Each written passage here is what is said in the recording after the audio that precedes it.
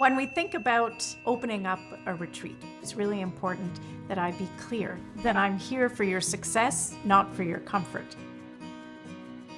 We do senior leadership retreats that have to do with alignment, engagement, and really working on the relational infrastructure of a leadership team.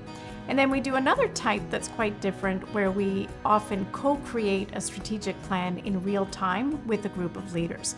I call that the midwife model. So the idea is I'm the midwife, but it's your baby. So I help facilitate the process. I'm there to cheer on and to provide guidance, but ultimately it's really important that the client feel that it's their baby.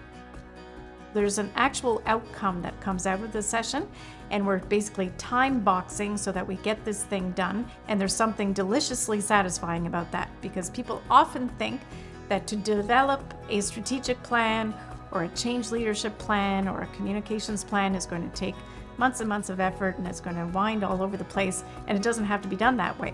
And I have found that the best result, the most effective and efficient way to plan is actually in this co-creative model through a facilitated process. The other thing I'm really known for is adaptability. And in many ways, the medium is the message. So since I'm talking about the importance of iterating, of being comfortable with the uncomfortable of change, that's actually what I do. And so I always start out with a plan, but I also always adapt on the fly in terms of what seems to be sticking. What does the group want? I ask groups on site, what is it you are wanting to get out of the session?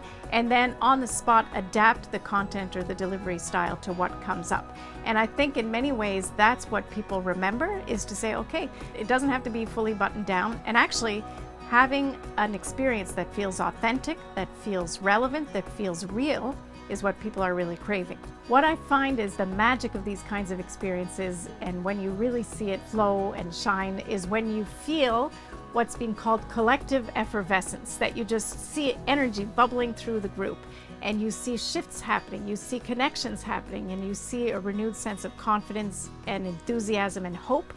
And I'll tell you, there's nothing like that in the world.